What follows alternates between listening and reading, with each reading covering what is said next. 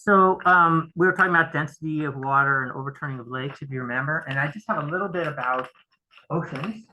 And this is stuff I think you've heard before or seen before somewhere. I just want to remind you about the way density causes stratification in the oceans and circulation. So these are two maps. This one is the temperature in the surface water. That one's the salinity. Both like how cold it is and how salty it is affect the density. And so you can see here that the highest density from temperature alone is way up there in the high latitudes. We know it's like cold water, right? But if you look at how salty the water is, and just ignore temperature for a second, the saltiest water is here in the center of these two gyres. We don't even have the Pacific Ocean on here. If we did, we'd see that it also has a similar structure. But in the center of the gyres where the circulation is, we have the saltiest water. So you can say, well, where's the water the densest? If that makes water dense and that makes water dense, and this is a map on this slide of density. So it turns out that temperature is more important than salt. So like in lakes, temperature is the only thing that matters. In the oceans, the salt helps, but it's still primarily dominated by temperature. But what happens is that, at least the way the oceans currently circulate, it's the fact that they're cold in the high latitudes and the fact that water sits just underneath ice, sometimes permanent ice, sometimes annual ice getting less in the northern hemisphere, et cetera, where as the seawater freezes, it excludes a little bit of extra salt. A little bit of extra salt goes into that water and it makes it sink. And so we get what we call bottom water formation up here in the North Atlantic as well as in the South Atlantic, and that water kind of infiltrates along the bottom of the ocean basins, and then it flows into the Indian Ocean, eventually into the Pacific Ocean. And that's kind of, the gist of it. You've probably seen diagrams like this before. This is sometimes called the global conveyor belt. These are all the continents. This is bottom water formation, bottom water moving along and kind of diffusely coming back up to the surface in the North Pacific and in the Indian Ocean, and then flowing back as a warm water current on the surface.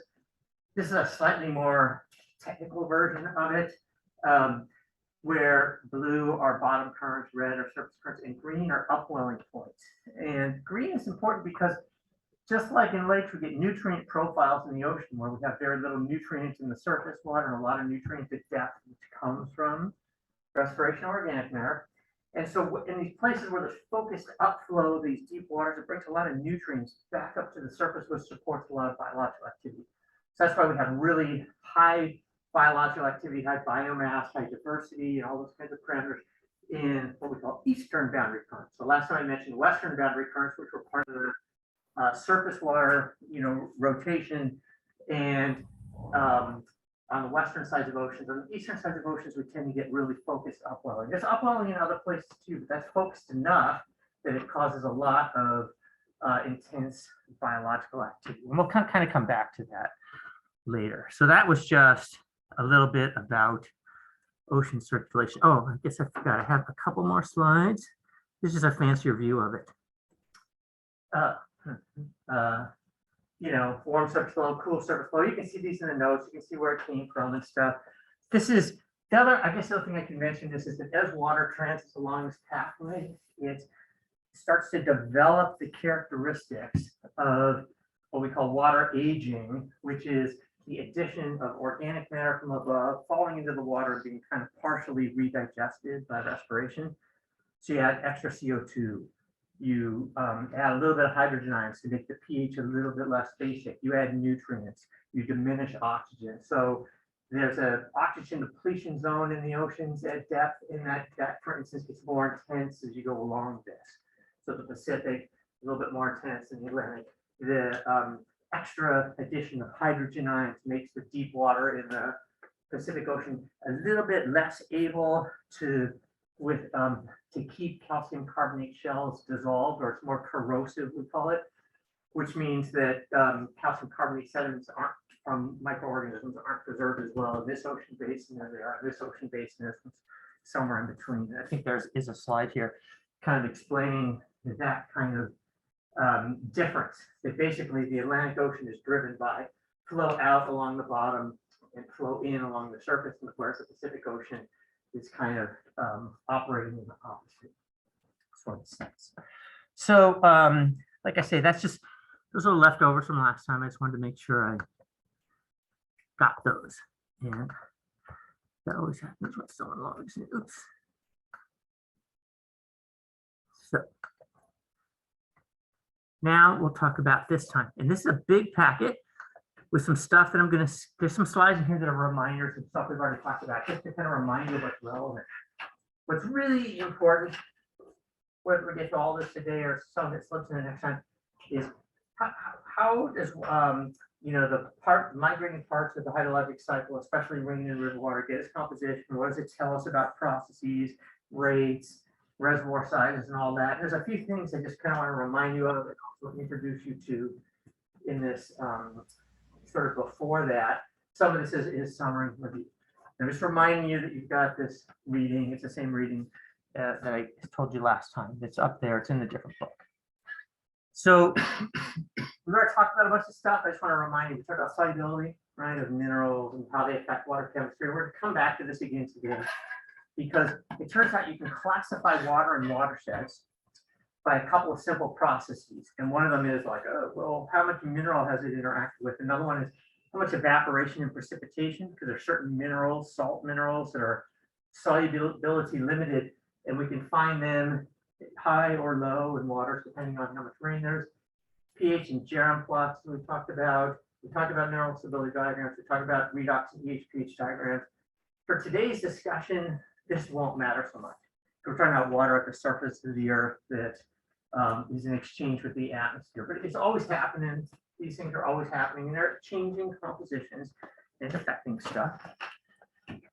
So, an interesting thing about kind of natural waters in general at the surface of the earth, whether we're in the atmosphere or whether we're flowing across the land surface or whether we're shallow groundwater, is there's a bunch of different kind of processes listed as chemical, biological, and physical that can affect the composition of water, right?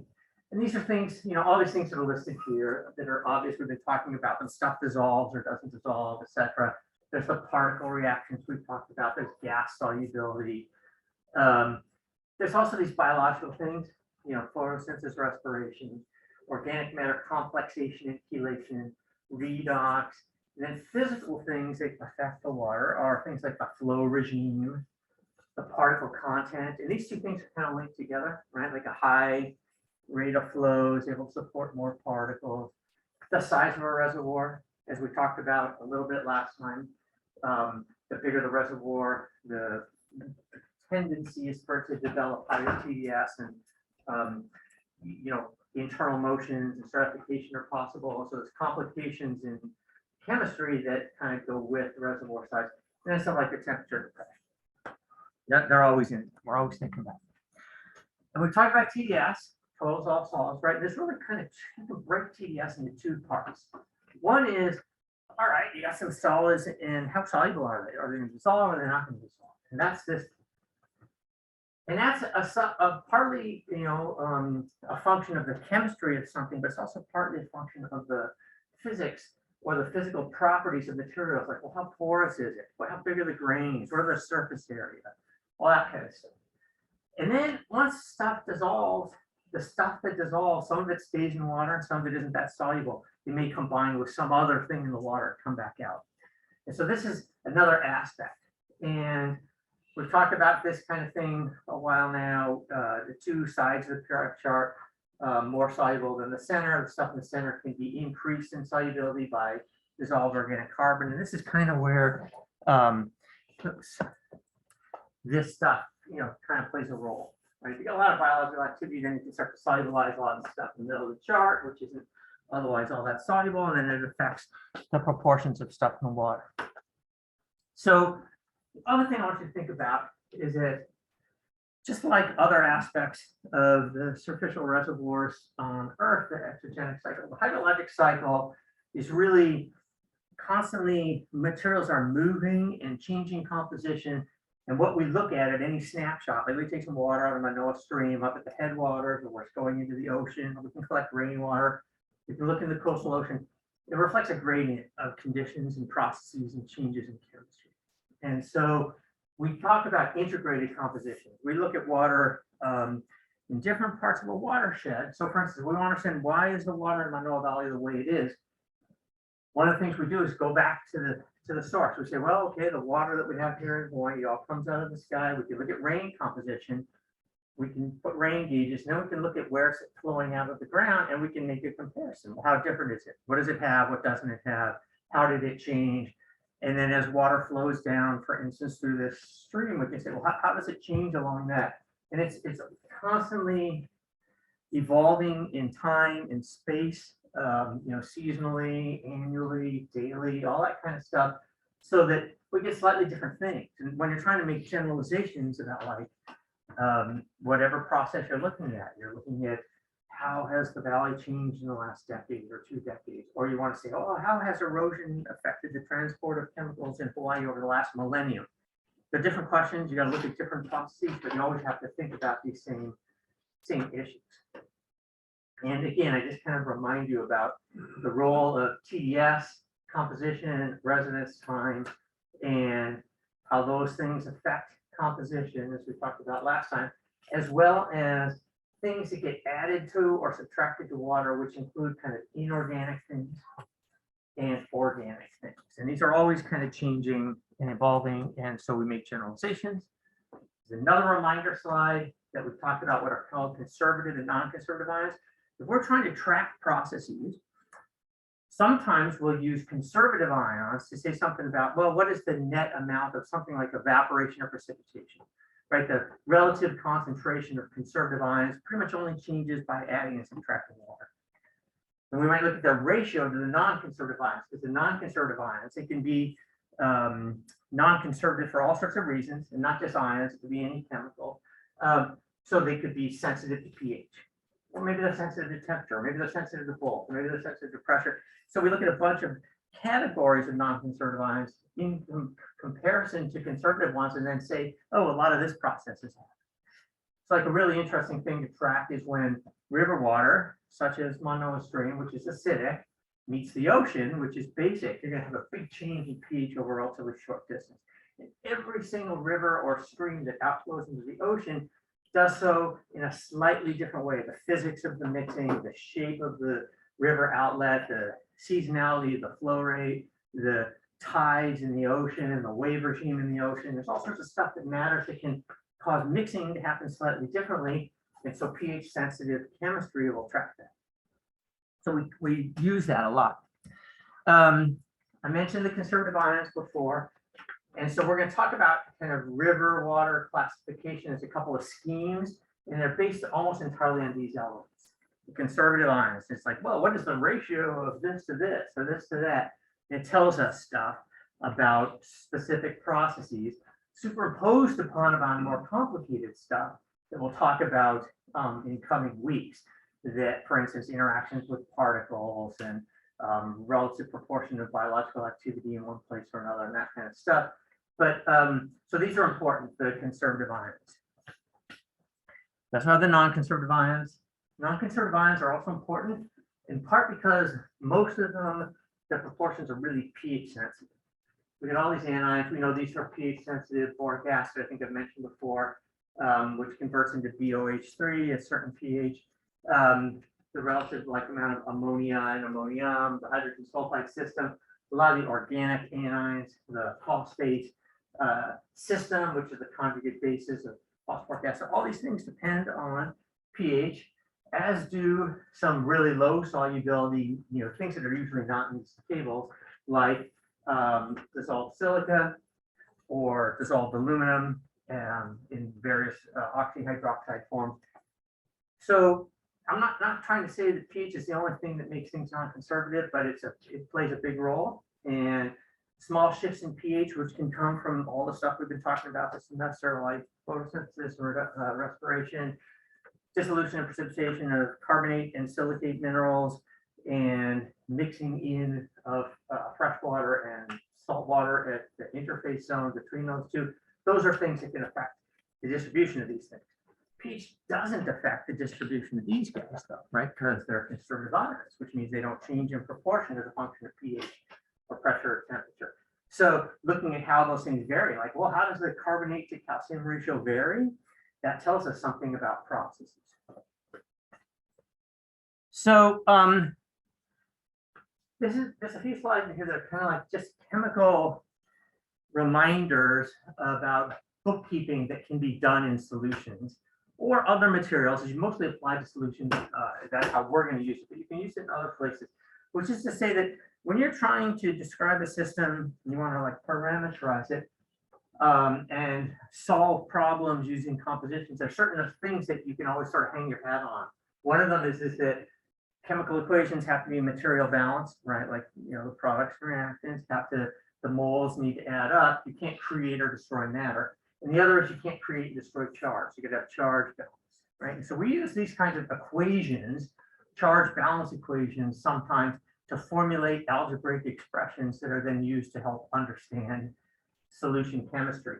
So you can write, for instance, a solution that says that the sum of the moles of charges, equivalents of charge, in solution have to be 0, meaning the solution has to be electrically neutral. Now, this is different than ionic strength, right, where we said it was 1/2 the molality times the charge squared. There we're looking at something different. We're looking at how much charge is in solution. In this case, we're saying, what is the net charge? The net charge better come out to be 0. So if we're doing bookkeeping, we can add up all the cations and all the anions, and they got to be equal to each other. That's the only way we can get electrical neutrality. So we can look at, I have a few slides here that try to look at the material and charge balance in a really simple system. It's sodium carbonate dissolving in water. It's like calcium carbonate. It's a little bit different because calcium is a 2+ ion, so we have 1 calcium carbonate here. Because sodium is a +1 ion, we got 2 of these. But otherwise, from the carbonate perspective, it's pretty much the same. The difference is that this is much more soluble in water than calcium carbonate is. But it's going to dissolve, it's going to make some carbonate anions, right? Some of those carbonate anions are going to react with water to make bicarbonate anions and hydroxide. So this chemical is a base, just like calcium carbonate's a base. And some of this, depending on what the pH of the water is, may even react with more water to make carbonic acid, which, remember, it's just dissolved CO2. This stuff like immediately comes out of solution. So this sequence of reactions, plus the association of water, depends on lots of things, especially the pH. This is a conservative ion, but carbonate isn't. So we can write some equations like how are charges balanced here? How is material balanced? And the material balance example I'm going to give you is relative. You can think of it as either hydroxide or hydrogen ion, right? Meaning, what are all the sources of hydroxide? And if we add hydroxide, what else are we adding? What came along with it, right? Like when this reaction happens, we get some hydroxide and we get some bicarbonate. When this reaction happens, we get some carbonic acid and some bicarbonate. So if we're adding hydroxide, and this is the only reaction happening, we got to also be adding these things. Does that make sense? Okay. So like I say, these equations can sometimes, oh yeah. I just had a question. Is there supposed to be a 2 on so the third line, I think it's, did you say This yeah, one? that one. Is there supposed to be like a 2- there since In which one? On this stuff? yeah, No, like this one is next to the- bicarbonate. So carbon. Oh, this is the mistake. Yeah. That's a mistake. Oh, okay. Yeah, that should be Okay. 1-. Thanks. No. Yeah. So actually, this doesn't need a 1 at all. minus, Yeah, it's a yeah. minus. Right. Okay. So that one's just a minus charged ion. Okay. Yeah. Thanks for pointing that out. Yeah. So this is the charge balance equation for that solution. We sum up all the cations. These brackets just mean molarities, and all the anions, and that's an algebraic expression. And part of the only reason I go through this is that when we look at the river classification scheme, there's going to be equations that, or they're not really equations, they're categories that tell us if that are based on these kinds of thinking about stuff. That's why we go through it. So that equation just says all the cations and all the anions, the solution have to be balanced, right? And this guy goes in here as double because it's a doubly charged thingy. There's also a material balance equation, right? And there's 2 material balance equations that can be written. I don't know why that thing's all indented. Sorry, let me like fix that too. That's weird. Okay. Always takes a second. Okay. So one of the material balance equations that we can write, which is again, it's just an expression that says that all the carbon dioxide in solution, right? If we're talking about total CO2, and this is something that's affected by saturation with the atmosphere, like how much CO2 a solution can hold, is going to be the sum of the various forms of carbon, right? The carbonate, the bicarbonate, and the carbonic acid. So it's just another expression. But we also can write an expression for hydroxide, which says that this one's probably the most complicated, but it says that the hydroxide concentration has to equal the hydrogen ion plus the bicarbonate plus the 2 times the carbonic acid. Where does that come from? It comes from taking each one of these expressions, right? And instead of thinking of them as chemical equilibrium, thinking of them as algebraic expressions, putting an equal sign here in each one of these things, and then solving them all for OH and seeing what does OH depend on. And as you can see, as I mentioned before, if we make OH by the association of water, we also got to make some hydrogen ions. They're on either side of that expression. If we make some OH, we got to have some carbonic, and we got to have some, all the things that are associated with OH on this, in these expressions is down here, right? So that's the hydrogen ion from the association of water. This is the carbonate anion from the second expression. That's the carbonic acid from the third expression. So those are just material balance and charge balance. So now remember we talked about alkalinity at the beginning of the semester, and here I want to mention something about it because we think about alkalinity again as like how much acid can we add to a solution to neutralize it. So you can think about alkalinity in a couple of different ways. It's like how many bases are in solution, or and it's not just how strong the bases are, but what's their net concentration and effect. That's usually how I think of it. People think about it in various other ways too, because most of the alkalinity is what we call carbonate alkalinity. It comes from the bicarbonate system. They think of it as well as a measure of the total dissolved carbon dioxide, which is true. It is in a way. But intuitively, it seems like it's something that should depend on pH. So if it depends on pH, it's got to be non-conservative, right? One of the weird things about, and I'll show you this in a series of equations, is that total alkalinity is a conservative property of water. Even though it's based as a sum of a bunch of non-conservative things, it behaves conservatively. So here's some stuff to remember. There's an alkalinity expression for a solution that is only alkaline because of carbon dioxide in all its dissolved forms, meaning there's no other bases in there. This is the alkalinity expression. You guys solved the homework while using it, so you remember what it is. And we're talking about the same solution that that we just talked about with the sodium carbonate. In that solution, we remember our charge balance equation, which we just had before on the slide. And you can basically rewrite this equation by plugging into this equation and come up with an expression that basically says alkalinity is hydrogen ions plus sodium. Because we take this charge balance equation and we see, you know, that this plus this we already know equals all that stuff from the preceding slides. So we can substitute. You can see this stuff looks the same as this part of this equation, right? And so you can write this simple expression. This thing is pH dependent, that thing's not pH dependent, right? But you can now add in all the other anions that might affect total alkalinity. And so this top part up through here is the same expression as before, but now we've got the boric acid, dissolved silica, sulfide, phosphate in various forms, minus hydrogen ions. And there could be other things too, but these are the major players. And so again, thinking about the charge balance equation, which we said, you know, a few slides back, that a solution has to be charge balanced. It's got to have the sum of all the cations and the sum of all the anions have to add up to be 0. Okay, and I'm putting equivalence here. That's what EQ is instead of moles times charge. Same thing. An equivalent is a mole of charge, right? And then I just have a bunch of algebraic expressions here where I divide up all the cations and all the anions into 2 categories, the conservative and the non-conservative, right? Because there's always a bit of both in both those pools. And I can rearrange and I can come up with an expression that says that the alkalinity is the difference between the sum of all the conservative cations and all the conservative anions. This is part, it comes from the fact we have to have material and charge balance in the solution. And so we can just keep, you can try to follow through this logic at home, and if you have any questions, you can ask me about it, but it's like a series of logical steps that basically tell us that alkalinity is dependent on conservative stuff.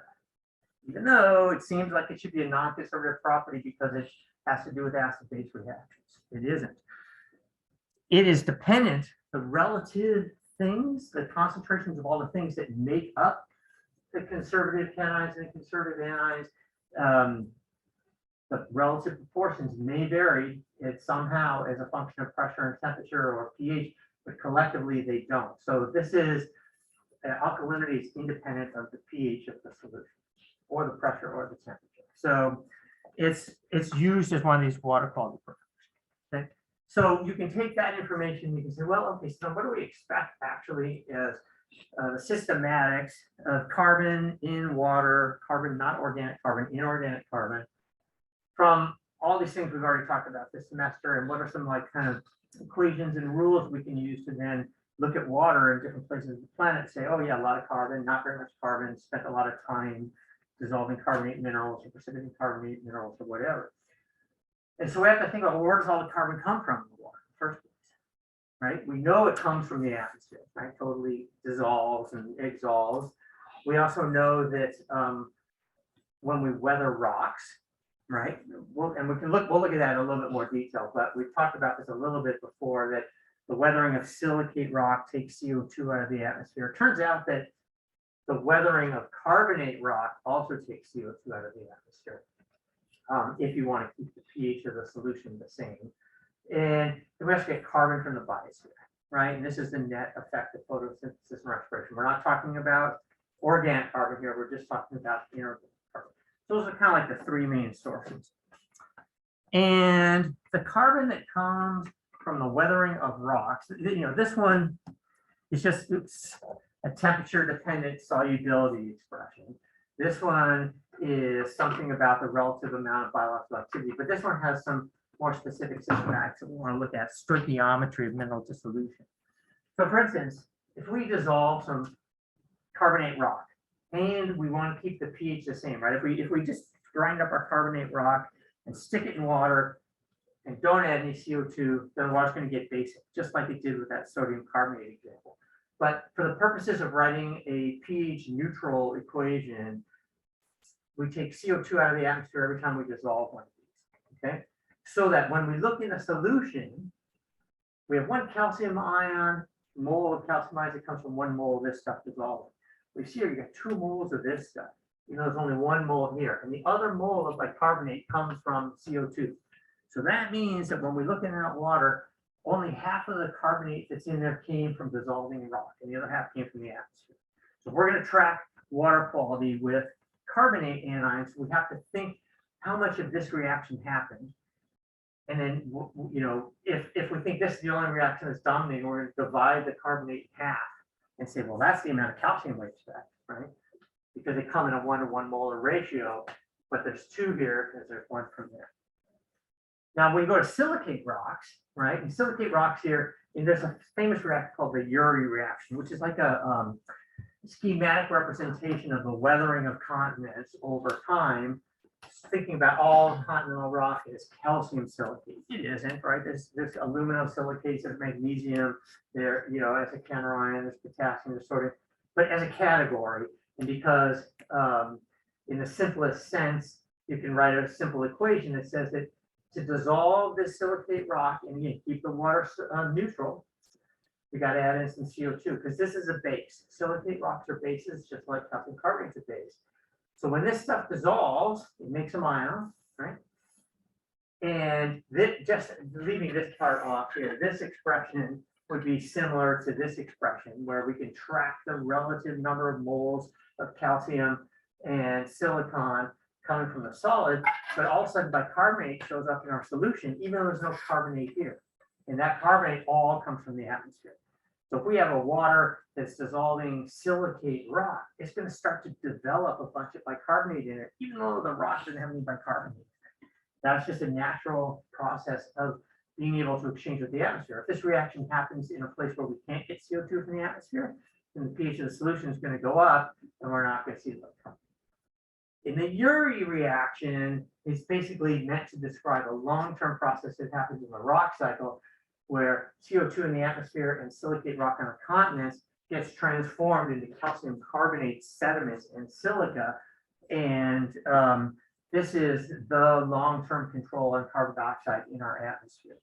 Just think about over the eons, the continents moving around and colliding, sometimes being taller, and then weathering down and so forth.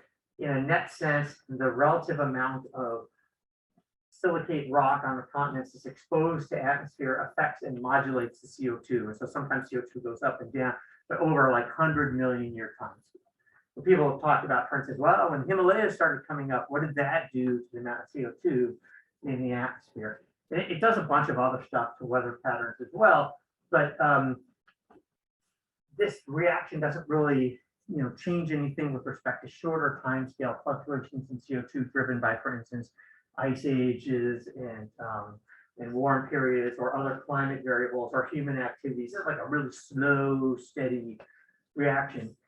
But it's important from a completely different perspective, which is that these two equations tell us that when we dissolve the two main kinds of rock that we find in most watersheds, we add bicarbonate to the water.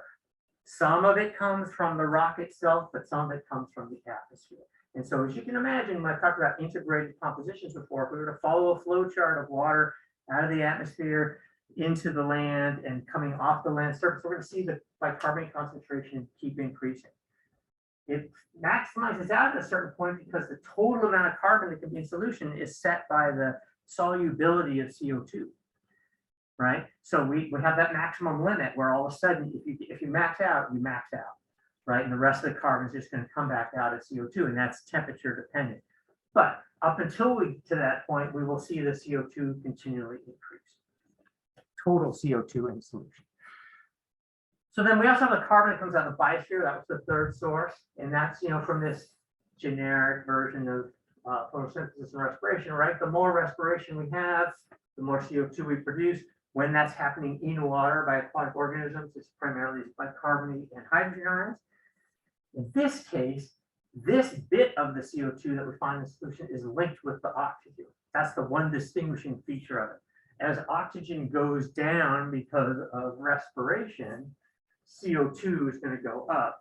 And so in this case, we might track the addition of carbonate anions to solution somehow with the relative proportion of oxygen. Whereas in these cases, we would track the addition of CO2 in a solution with calcium. Right? But in either case, they're telling us the thing that comes along with the thing, if that makes sense. If we want to look at CO2, we have to consider the chemistry of the chemical. Now, here's just a couple of other chemical reactions. They're not random ones. I put them in here specifically because they are part of the watershed water classification scheme. And there's two kinds of chemical reactions that are listed here. One of them is a congruent reaction. Another one's an incongruent reaction. The surface reactions, which we discussed previously, they have non-stoichiometric effects. They can upset the interpretation that we try to make from some of these ions. If we have a lot of active surfaces and a lot of ion exchange chemistry, they can mess things up. But because these equations are non-stoichiometric, we have to consider them as secondary effects in our water classification. So here is, for instance, other things that can affect calcium besides calcium carbonate dissolution. And the primary congruent reaction, besides solubility of calcium carbonate, which we were just talking about, is solubility of calcium sulfate. It's the mineral gypsum or anhydrite or basanite, depending on how much water is connected to it. And there's two key things about this. One is that when this stuff dissolves, it adds calcium to solution, but doesn't add any carbonate, right?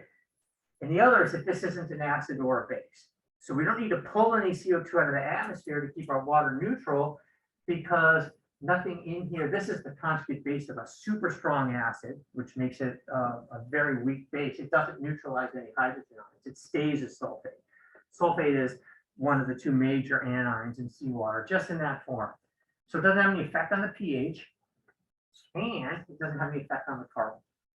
So now all of a sudden we're like, oh man, well, I thought I could just use my calcium concentration to say something about how much salt deposit mineral in the environment is being dissolved. But I can't because I need to account for this. And the way we account for that is, well, it makes some sulfate. So we can look at the relative amount of sulfate and carbonate and maybe say something about, well, what proportion of the calcium that we find came from this and what proportion came from that. Starts to get more complicated, but you get a system of equations that you can solve simultaneously and to kind of sort these out. And we're not going to try to do that here in the class, but we just want to think a little bit about some chemistry. Like if we to look at from this chemical reaction, the sum of all the calcium liberated has to equal the sum of the bicarbonate liberated. Some of it may change by pH sensitive chemical reaction, but there's this balance. And if this equation is happening, there's this balance. And if both of these equations are happening, then the sum of the calcium total has to be some complicated mixture of this and this, depending on the relative proportion of these two things in the watershed and their solubility as a function of pressure and temperature. At the surface of the earth, these things have one solubility. As we go down deeper in the ocean, for instance, solubility of that stuff increases and the solubility of that stuff decreases. Same thing happens when we go down in groundwater systems, when we get to high pressure. So there are a lot of knobs that we can twiddle, but there's still some material balance we can run. You do the same thing for a congruent reaction. So this is two different feldspar minerals, sodium feldspar, potassium feldspar, reacting to make kaolinite clay, as we've talked about before, and liberating some ions. So now these expressions are written as bases reacting with hydrogen ions to produce some stuff in solution. You can rewrite these equations if you want without the hydrogen ions here and producing hydroxide anions. Doesn't really matter if you want to make the form look a little bit more like that. The important point here I want to illustrate is that the stoichiometry of the cations that come from incongruent weathering of silicates is such that when we dissolve this stuff incongruently and we make some clay, we liberate these cations, sodium and potassium, at half the rate we liberate sodium. And so that's another thing that we can sometimes look at, that in a solution, the sum of the sodium plus potassium liberated by this reaction happening should equal half the amount of silica that's liberated.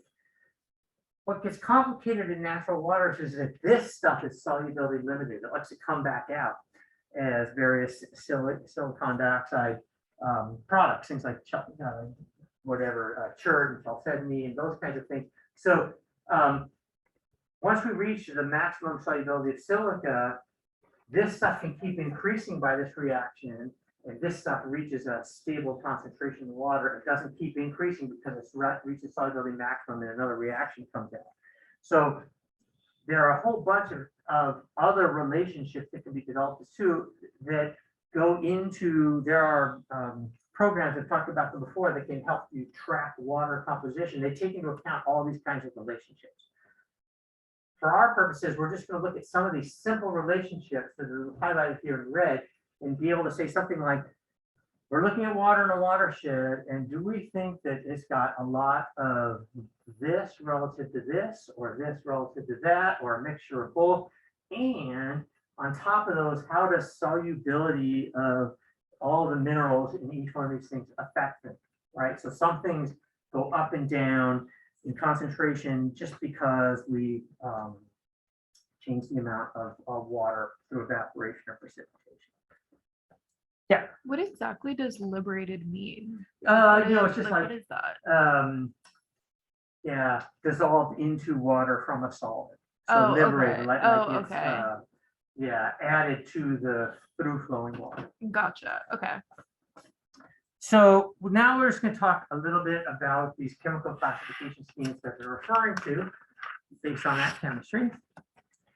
And so when we think about water in a watershed, these are like the four main things that affect the composition inorganically, right? So we're not talking about biological factors here or ecological factors, but the relative amount of evaporation and precipitation, right? Like, does it rain a lot or is it dry? That's going to make the water be fresher or saltier, obviously. How much rock dissolution do we have? And again, that's like, what is the rock made of? what is the physical structure of the rock, what is the gradient in the watershed, how steep is it, how long does water and rock spend together, all that kind of stuff. And what is the type of rock in the watershed? So these two things have something to do with the geology of the environment. And these two things, the first two things, have something more to do with climate conditions. And those things link together. And so we can find examples where, for instance, we're like, hey, we've got exactly the same rock in two places, like Iceland and Hawaii. Same rock, but really different climate. And we can look and compare. Well, what does the watershed water look like? How does temperature affect things? What is the relative balance of evaporation, precipitation? All those kinds of things are examples that people find and look at, and we have one slide specifically about that near the end of it. So we know we've got this indicator total dissolved solids, right? That's a thing, we've talked about it before. The longer water spends in a reservoir, the higher the TDS. There's also this kind of continual increase in TDS when we go from rainwater into river water into the ocean. And so some combination of, well, how high is the TDS and how much of these kinds of things do we see going on, these, stuff being added in the solution from the solids, will tell us something, especially if we're comparing water that we collect in various places along a flow path in a closed system. They'll tell us about the evolution of all the processes that affect water. So one of these compositional schemes, the very first one that was proposed is called the Gibbs scheme, right? And in the Gibbs scheme, it's got three categories of material. It's got material that came out of the sky. That's what we call precipitation dominated, okay? And it turns out that precipitation in most places on the planet happens as a function of water, well, everywhere it happens as a function of water nucleating on particles up in the atmosphere. And those particles change composition depending on where we are. If we're over the ocean, those particles are mostly sea salt. And if we're over the continents, they're mostly rocky particles. There's a gradient in between them. But irrespective of that, when rain-dominated water tends to have a very high concentration of sodium and a relatively low concentration of calcium when it's dominated primarily by the particles that we have in the atmosphere. So this is written as a mole fraction. It's just a fraction of sodium over sodium plus calcium. So when it's 1, it means, yep, it's all sodium. When it's 0, it's like, oh, it's all calcium, right? And so the precipitation, and then this is just total dissolved solids. We've already talked about total dissolved solids is, the interaction of water with materials in the watershed. When we go from rain to, into rivers and then beyond, we're going to go up on this axis. This is a log scale. So I don't know if you like to look at diagrams or at tables, but in essence, TDS increases as water coming from the sky interacts with solids, right? And it keeps happening. And if we get water that's flowing across the land surface, and maybe we're in a place that's relatively dry, I think like the Colorado River running through Western North America, where there isn't much rain, we're going to have evaporation of our water. And what evaporation does is it continues to increase the total dissolved solids, but it reverses the trend here in the solubility. The reason being that calcium carbonate is much less soluble in water than the various chemicals that sodium can combine with, such as sodium chloride. So if we get to a place where it's really arid and the water starts to evaporate again, then as we increase the total dissolved solids by evaporation, we start to precipitate out calcium carbonate and we go back up. And that's what gives us this kind of boomerang shaped region. It's a very coarse classification scheme, right? This is the sequence that happens when you take seawater, for instance, and you just start to dry it out and you okay, well, what salts come out? And there was a guy in the 19th century named Usiglio that did these experiments, and he found that the first stuff that comes out, like if there's any iron in there, which there isn't much of, it'll come out, and then calcium carbonate. And if you keep drying it down, you'll eventually get some calcium sulfate, some sodium chloride. And if you take it all the way to dryness, then you'll finally precipitate some other salt minerals. Mostly in the environment, we never get past this, unless we're making a salt deposit like in evaporate. But this doesn't just happen as rivers are flowing across the surface. Think about agriculture, for instance. We take a bunch of water, we add it to the land surface. A lot of that evaporates, and so the water that leaves behind precipitation minerals in soils that the next time it rains, they can redissolve into a smaller quantum of water and be added back to the land surface. Think about all the people living here in Honolulu. We digest a bunch of water. We have a waste product. Our waste product is concentrated in salts. So human activities increase the saltiness of water. It's like something that we do. We also happen to increase the total dissolved solids for a variety of reasons. But so we can look at these diagrams like this and also say, well, what did, how have humans changed things? Now, there's another diagram that's easier to do that with than this. There's lots of other stuff that can mess this up, right? So we have some rivers on here that are wrong. They're not precipitation dominated. They sit in a particular quadrant because, for instance, they're very acidic. So the rivers in the Amazon basin, there's all this organic chemistry going on. There's all these organic acids out of the water that have really low pH. Low pH also affects the solubility of the calcium carbonate. And so not every river plots in the right place on a diagram like this from what we just know logically, but many of them do. We can find some rivers, like all these up here, where their composition is best explained by a lot of water that came from the sky interacting with rock and getting a composition that is rock dominated. Whereas there are other rivers with really salty compositions with, you know, almost all sodium and no calcium that we can explain their composition by evaporation. And then there's some that have very low salt content that sit down in here that we can explain by, they're kind of just like, you know, rainwater with not very much interaction with rock. But there's some other ones, especially down in this area, that are down here because there are other things going on that this diagram doesn't account for. Let's just take one little piece of the chemistry and try to make a classification. So there's another classification that came out right after that where people are like, oh, I can do better than that. It's called Stallard and Edmond. Okay. Now, Stallard and Edmond is very similar to the Gibbs scheme. It's got a total dissolved solids part, right? And that total dissolved solids can also be written as a total equivalence of charge. These are in micro equivalents. Don't worry about that too much. And it's got three of the same categories as on the Gibbs scheme, but it's got another one that's in between rock and dominated, marine dominated. But what's different about this scheme than this one here, oops, sorry, just considers the relative amount of sodium and calcium. This one here considers more stuff. It considers the silicon, sodium, and potassium, as well as the sodium over sodium plus calcium. Where does this thing come from? That thing comes from right here. That's basically this expression. So now we're saying, oh, okay, we're not going to just look at the relative proportion of calcium carbonate and calcium sulfate and all these salt materials in our watershed. We're also going to think about silicate rock and what does that do? It gives a little bit more leverage. And so you can write these equations that then say, well, if this is high or this is low, we have a lot of rock or we don't have a lot of rock or whatever, come up with another system. Now this system can be plotted up on what's called the extended Stallard and Edmond, which is a diagram. And that's this diagram here. Did I ask you guys already, you've all seen ternaries before?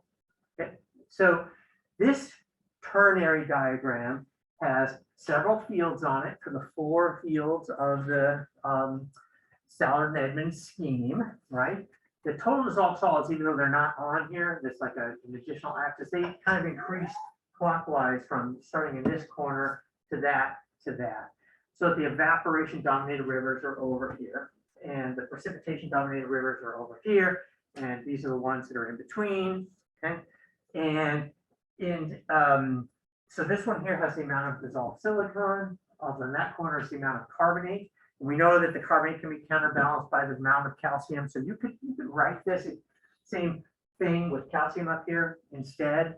Just like in the Gibbs scheme, some people will use, instead of sodium over sodium plus calcium, they'll use chloride over chloride plus bicarbonate, because that's just the anion version of the same dissolution reactions. Like I said, these are the relative proportions of these things. And now we've got the rivers of the world on here. And it makes it a little bit better. It helps us distinguish some of those rivers that were sitting in the rain dominance field of the Gibbs scheme, and they're really not rain dominated. Their concentrations are tweaked by having the very low pH. This is a couple, but again, but you can find some stuff on here that doesn't really make sense, but there's just two things I want you to note, which is, so for instance, this is the world average of all rivers. N means non-polluted, P means polluted. So it's been shot down in this axis a little bit. So the observation is what I just said in words a few moments ago, which is that humans increase the salinity, the salt content in water, both by evaporating water. We put water on the land surface and that concentrates salts, and through the process of concentration increases the evaporation dominated minerals, the stuff that's left behind when in water. When we start to precipitate other minerals, we build up these concentrations. And here's just one dramatic example. This is the Rhine River. See how here it is naturally and here it is polluted. It goes to a completely different field. So this is why I say, I said this at the beginning of the semester, it'd be great if we could study geochemistry and just think about natural processes. But unfortunately, human activities actually affect these things to a large extent. And one of the scientifically interesting questions is to say, well, how much? How much in some places, more or less, the same amount of human activity may have more or less impact, which tells us something about sustainability and sustainable practices and everything else.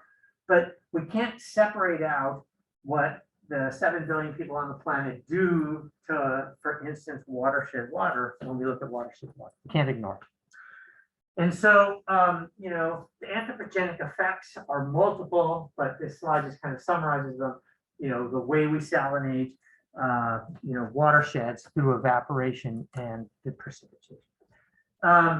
So now the last part of this is just looks at a little bit about how do we do bookkeeping of composition in rain, and how do we do bookkeeping and composition in a river. And I'm probably not going to get through all these slides, but I want to give you just some examples using those simple solubilities, those simple schemes, and some observations that help us understand the way in which hydrologic systems change composition as a function of time and space that can be used to calculate these kinds of things. Like, well, what is the cumulative effect of weathering in a watershed?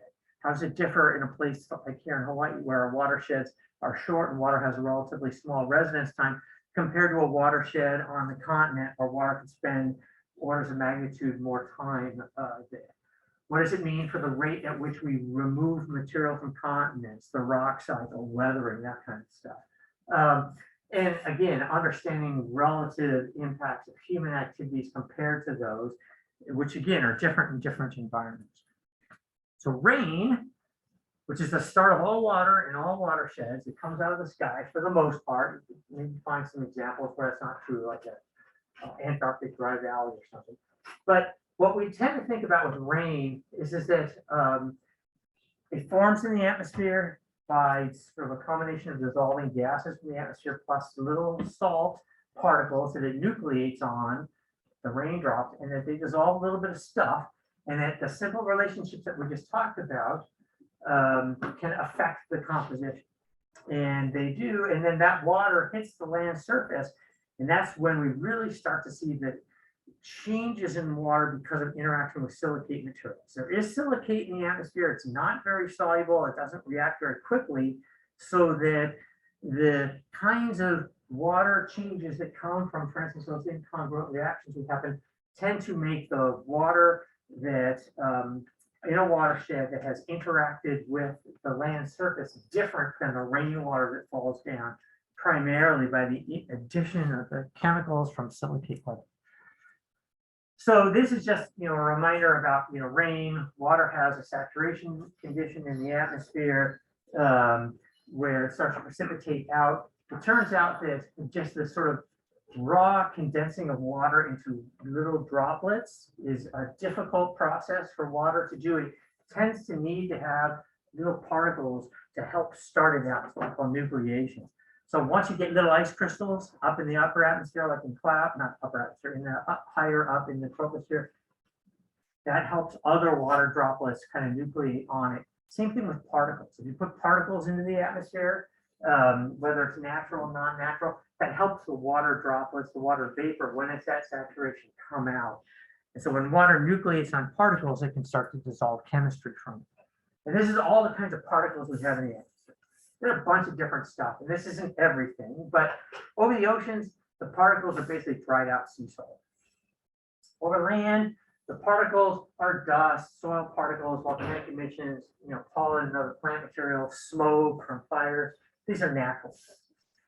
We also have all these anthropogenic sources. Again, we can't really look at water and atmosphere without at least thinking about the impact of the particulates and soot that we produce, automobile emissions, stuff that comes out of bakeries.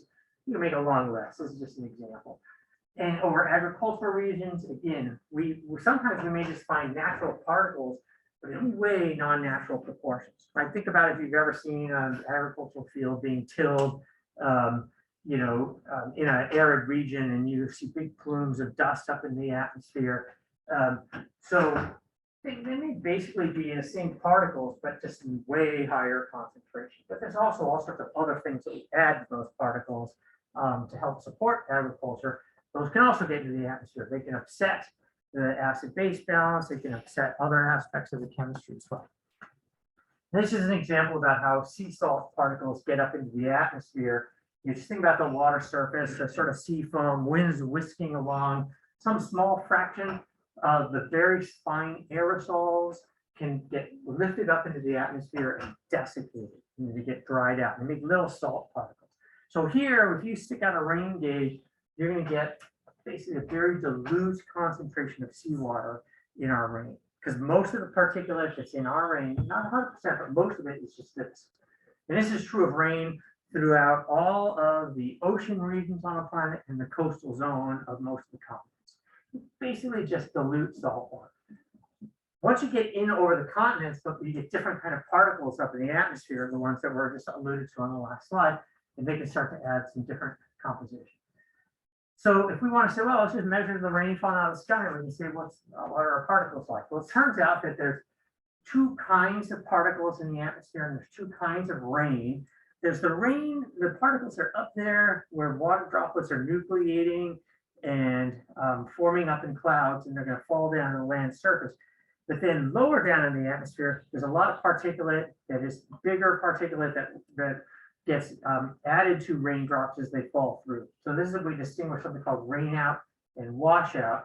And this washout, which happens right at the beginning of the storm. So think about, like, I grew up in Southern California during a period of time where the atmosphere was really smoggy and very dirty, and there isn't much rain. So the beginning of a storm, you get a lot of this other junk that's in the atmosphere. It's not the stuff that's up there in the clouds, it's the stuff below it that can make the water coming from the rain look much saltier than it is on average. Right? It may be just the first few minutes of the storm, or maybe the first half an hour of the storm. But normally, if we're trying to figure out what's happening up in clouds and causing rain to have a general composition, we don't collect the very first rain for chemistry because of this effect of this picking up other particles from the atmosphere. So this is a diagram showing you for all those kind of major ions that we've talked about: calcium, magnesium, sodium, potassium, chloride, sulfate, bicarbonate, silica. And note here the scale, this is concentrations in milligrams per liter. All of these are on the plot except this dude. It goes up to 71.4. So like kind of chopped it off, and right, that's like more than double this axis. It would be up on the next floor. Bicarbonate goes up by a lot. And now what are we looking at? We're looking at the concentration in rain in gray, these little bars here. Concentration in typical North American river waters is average across the whole continent, and white and black is the stuff added by humans. There's a few things that you can see. For instance, there's no gray bar for bicarbonate, right? Even with all that CO2 in the atmosphere, the amount of CO2 that dissolves into rainwater, and it does have an effect on pH and stuff, doesn't even register on this scale. It's only when the water gets onto the land surface and starts interacting with either carbonate rocks or silicate rocks, as we just talked about, that you start to add a bunch of extra CO2 and you start to see it show up, right? We get a lot of it, right? So we go from it being basically not present in rainwater in the scale of this diagram to being the biggest ion in river water. That's just because of dissolution of silicate rock. And you can rationalize all these other things with simple solubility, right? Like you can see that, like, rainwater, typical rainwater has a lot of sulfate and a lot of calcium and then the next highest thing is chloride. And you look at the relative proportions of those things, and you will see that as we convert into river water, this bar goes up, by more than this bar. Again, that's the solution of salt minerals in the land surface. And this is an average for the continents, but you can also see the relative impact of human activities. They're not gigantic, but they increase the saltiness of the water, and they don't exactly increase the proportion of all the ions. So when we look at rain composition, we can do some bookkeeping, right? Which is to say, how much of the particulate or the concentration of solutes in the rain comes from marine particulates. They're the easiest to dissolve and the most prevalent in some environments. So we do some bookkeeping and we say, well, okay, all the chloride ion that we find in that rain came out of sea salt, for instance. It's an assumption. And what would come along with it? Well, there'd be a 1-to-1 molar relationship with sodium, and there'd be a certain amount of magnesium and sulfate. And we can use the salt ratios of seawater to correct that out. And then if we find either an excess or a deficit of other ions relative to what we could get from seawater, then we start to think about terrestrial particulates. And if we go through our list of all the possible terrestrial particulates, and there's some stuff that we still can't explain, then that came from pollution, right? So this is just some different categories, marine in blue, terrestrial in pink, and pollutive in yellow. So you can see the ions that are mostly marine, the ions that are mostly natural, terrigenous ones, and then some of the things that can be enhanced by human activities. There's a lot of overlap in these ions. So this isn't kind of an imperfect science, but these are some of the places where these things come from. And you can see, for instance, sea salt, sea salt, sea salt, sea salt, sea salt, sea salt. That's the major source of these ions when they're coming found in marine rain, where we just don't have these terrestrial particulates. Whereas, okay, well, you can also get some sodium out of soil dust and some magnesium out of soil dust. One thing, you don't really see much chloride coming from the terrestrial environment. So this is one of the reasons why people tend to use chloride, as you're like, this is going to be my tracker of sea salt. And so people do this kind of bookkeeping, right, where they basically look at the various kind of aerosol particle compositions, and then they try to account for what's in rainwater as a function of that. And that gives them the starting point that then you can compare other water in a watershed to the rainwater and see, well, how is it changed relative to the rainwater? And, I don't go through these calculations here in detail. I do them sometimes in an environmental chemistry class if you're interested in it. But there's a lot of complexity that happens to rain composition. These are just some of the pollution things that can happen, right? You can increase the amount of local terrigenous stuff by various weathering processes, agricultural processes, for instance. You can also put in anthropogenic particulates. Just think about, like, every time you've seen someone like water blasting or sand blasting or grinding or sawing, all of that stuff makes particles, and some fraction of it gets up into the atmosphere. And so they're a function of all these different kinds of phenomena. And sometimes the pollution just gives us like more than normal of natural particles. Like, I just got a bunch of soil up there. But sometimes it gives us stuff out of proportion. And you can take the salt content of rainwater compared to seawater. So this is a table, kind of an old one from a textbook, comparing the ratio of a bunch of different ions in seawater to sodium. These are all ratios. So the ratio of sodium to sodium is 1. That's why it shows up this way. The ratio of chloride to sodium in seawater is 1.7. So this is seawater, and this is rain from a bunch of different oceanic environments. South Atlantic, North Atlantic, Pacific Ocean, Bermuda, Hawaii, Amsterdam.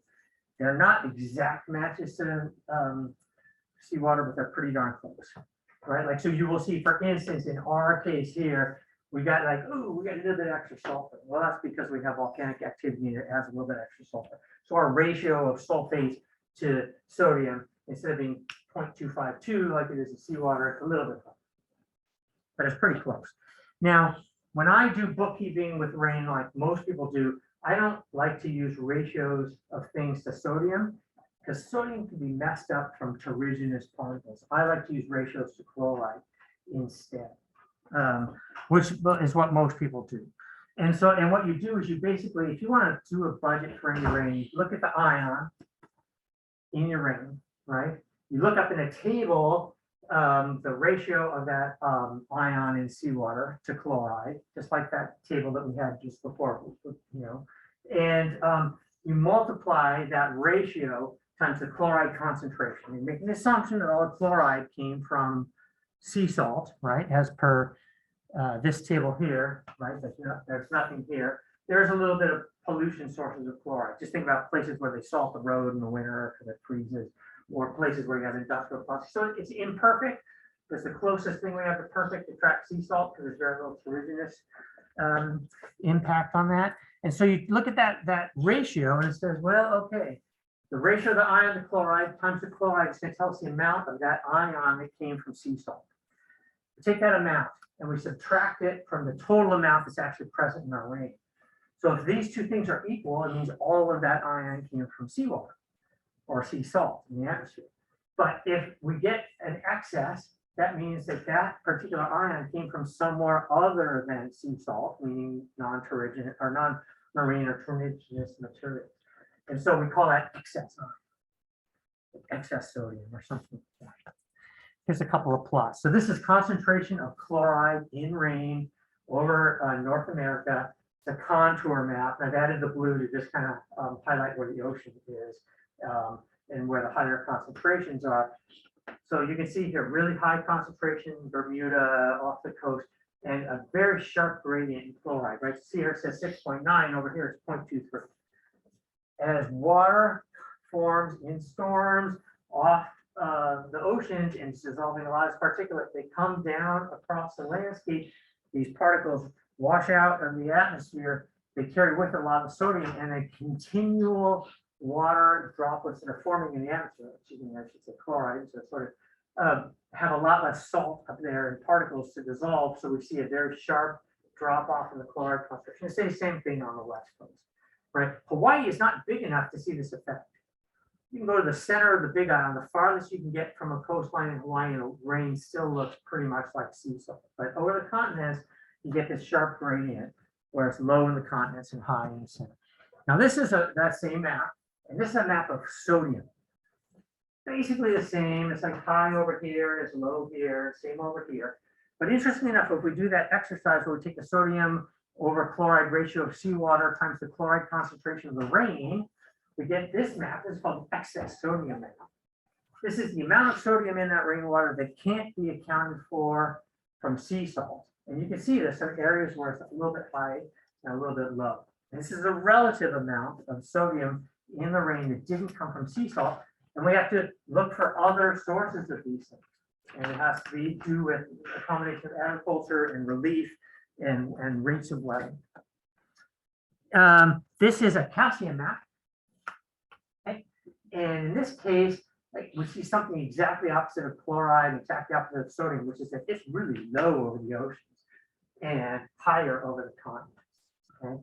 And that's because most of the calcium that shows up there is from the dissolution of silicate minerals. There isn't that much calcium in seawater, partly because a lot of it's being pulled out in the calcium carbonate shells from microorganisms, plus its solubility limited.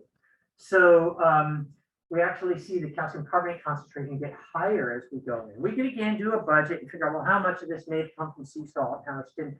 But these kinds of processes happen at kind of continental scale. And you can actually watch storm systems track and change as, along, how they evolve. And you can actually see, for instance, calcium concentrations increasing in rainwater as a storm goes across the continent. It's that precise. I think I have one or two more rain slides and I'll stop there and we'll do the rivers next time. But the calcium can come from a couple of places, right? And stuff we talked about at the beginning of the time here today. It can come from dissolution of calcium carbonate, which does affect the pH. It can come from calcium sulfate, which doesn't affect the pH. So you can see we have to kind of track a couple of different things differently, depending on the source of the calcium in that last diagram. We may see associated increases in pH or may not see any changes in pH. Now this is the last slide I'll show you. This is basically rain going in distance from the coast in thousands of kilometers. This is over the Amazon basin. And this is the total concentration of different ions. They're plotted on two different axes because the scales are different. But so this is sodium and chloride on this axis, and this is the other stuff on this axis. See how all of these things kind of shoot down as we move in from the coast? That's just same process that we're looking at from North America, where we're getting a lot of sea salt dissolving and making our rain really salty. And then those particles are not being replenished, and so the water that's nucleating from the atmosphere has less and less of them. Some of these things increase again, right? For instance, the calcium increases, and that increases because of this calcium carbonate added from terrigenous particles. Sulfate, this is kind of unusual. You would normally expect sulfate to just keep going down, but it's got a big spike coming up. That is some combination of terrigenous and anthropogenic sources. And there's a couple of those. One of them is agricultural, but another comes from burning of wood and forest, and that produces a lot of sulfur in the atmosphere, deforestation, the Amazon basin, that kind of thing. So we'll leave it there. And are there questions about this? In this packet, you'll see some stuff about rivers, and we'll just pick that up next time. No questions? Okay.